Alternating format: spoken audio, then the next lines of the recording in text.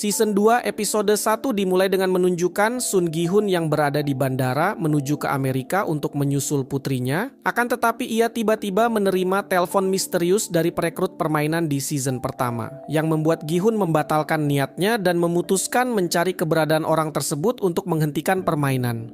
Ia pun lalu menuju ke kota Seoul dan memasuki toilet umum untuk melepaskan alat pelacak yang ditanam di kuping sebelah kirinya. Sementara itu di lain sisi, Junho yang sempat ditembak oleh kakaknya In-ho atau si frontman dan jatuh ke laut ternyata selamat. Ia berhasil ditemukan oleh seorang nelayan dan membawanya ke rumah sakit. Singkat cerita 2 tahun kemudian setelah Junho berhasil pulih, ia kembali bertugas di kepolisian. Dan karena laporannya dulu mengenai permainan di pulau terpencil tidak memiliki bukti sama sekali, dia pun kini dialih tugaskan menjadi polisi lalu lintas. Akan tetapi bukan berarti selama ini ia diam saja, karena diam-diam selama 2 tahun ini Junho terus berusaha mencari lokasi permainan sebelumnya ke berbagai pulau, dan pencarian itu pun dibantu oleh seorang nelayan yang pernah menolongnya dulu. Di lain sisi, Gi-hun juga tidak tinggal diam. Ia membeli sebuah motel dan menggunakannya sebagai tempat persembunyian. Dari sana ia pun mengawasi semua orang yang datang, serta terus waspada jika sewaktu-waktu frontman akan datang.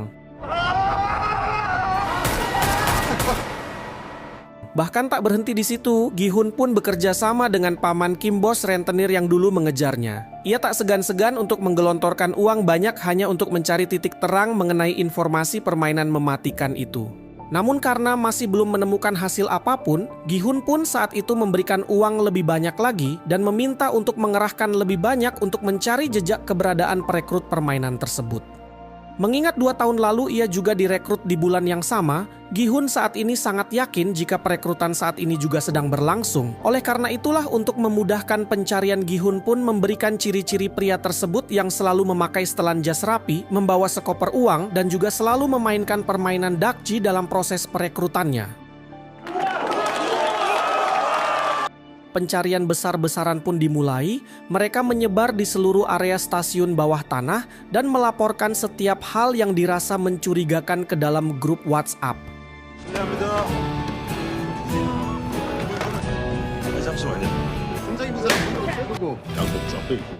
Akan tetapi setelah melewati proses pencarian seharian penuh, nampaknya tanda-tanda keberadaan orang tersebut tidak terdeteksi sedikit pun.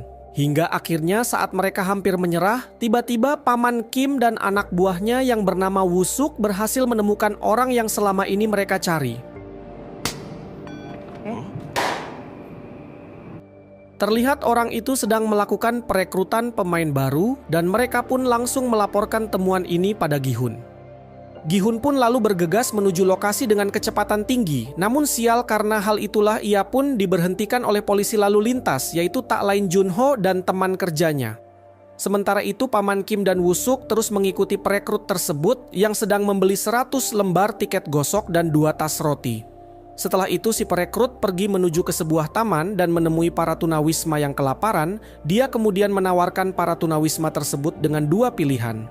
Apakah mereka mau mengambil roti atau memilih tiket gosok dengan hadiah 1 juta won. Namun mirisnya hampir semua tunawisma itu memilih tiket gosok yang belum pasti. Padahal bisa saja mereka mengambil roti yang siap makan di depan matanya.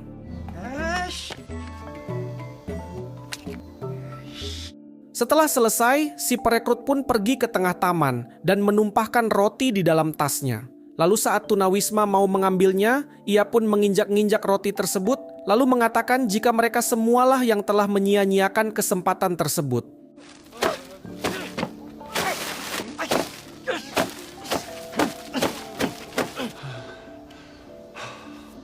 Tak lama kemudian si perekrut kembali pergi dengan menaiki taksi. Ia pun terlihat menuju kompleks apartemen dan terus berjalan pergi. Nah, karena Gi-hun tak kunjung tiba dan mereka tidak mau kehilangan jejak lagi, pada saat itu paman Kim dan Woo-suk pun sepakat untuk menyergap orang tersebut.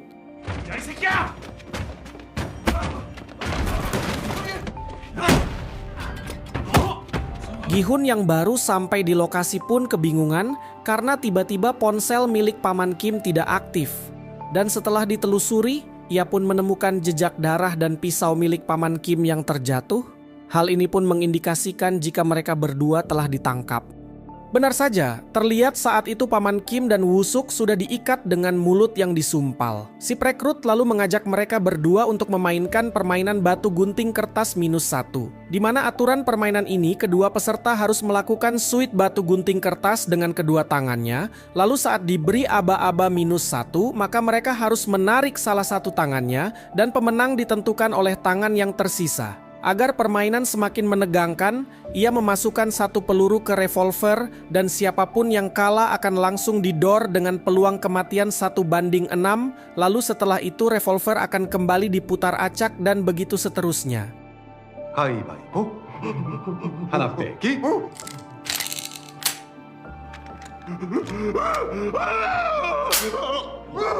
하나 빼기. Karena dirasa masih belum menantang, si perekrut lalu memasukkan 5 peluru ke dalam revolver dengan peluang kematian kini menjadi 5:6. Pada saat itu Woo-suk terdesak, namun Paman Kim mengorbankan dirinya dan ia pun didiskualifikasi. 하나 빼기 가위바위보 하나 빼기 가위바위보 가위바위보 하나 빼기 가위바위보.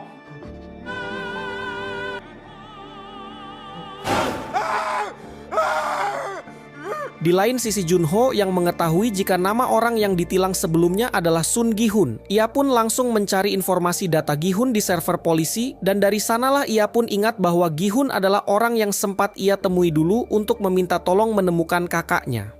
Ia pun lalu menyelidiki plat mobil milik Gi-hun dan pihak perusahaan mengatakan jika mobil itu telah disewa oleh sebuah perusahaan bernama Sunshine Capital. Junho lalu mendatangi lokasi tersebut dan dari dokumen di sana ia menemukan petunjuk jika Gi-hun juga ternyata selama ini telah mengerahkan orang bayaran untuk mencari si perekrut. Ia juga saat itu menemukan sebuah dokumen jika Gi-hun memiliki sebuah motel lalu segera bergegas mendatangi tempat tersebut. Gi-hun yang kehilangan jejak pun kembali ke motel miliknya, namun siapa sangka saat ia memasuki kamar, si perekrut yang selama ini ia cari-cari kini sudah berada di dalam kamarnya. Pada saat itu mereka terlibat adu mulut dan Gi-hun mengatakan jika ia selama ini mencarinya karena ingin menemui bos mereka untuk menghentikan permainan. Namun si perekrut berdalih jika ia juga hanya pekerja. Si perekrut lalu mengajak Gi-hun memainkan permainan Russian roulette dengan satu peluru di dalam revolver di mana mereka akan saling dor bergiliran satu babak maksimal 6 kali. Namun berbeda dari sebelumnya, kali ini revolver tidak akan diputar, sehingga siapapun di antara mereka pasti akan menjadi korban. Tembakan pertama sampai keempat berjalan lancar, namun saat tembakan kelima di sini sisa tempat peluru yang belum ditembakkan hanya ada 2. Antara Gi-hun saat ini yang akan terkena atau peluru itu berada di tempat terakhir. Si perekrut pun saat itu menawarkan Gi-hun pilihan apakah ia mau tetap melanjutkan permainan atau mau mengakui jika ia hanyalah sampah masyarakat yang keluar dari tempat sampah. Gi-hun dengan mantap memilih untuk melanjutkan permainan. Dan saat ditekan ternyata pelurunya kosong, ini artinya si perekrutlah yang akan terkena tembakan. Saat itu Gi-hun pun berbalik menekannya. Ia menawarkan pilihan apakah mau melanjutkan permainan atau ia mau mengakui jika ia tidak lebih dari seekor anjing suruhan. Namun pilihan si perekrut adalah tetap mempertahankan harga dirinya dan ia pun melanjutkan permainan.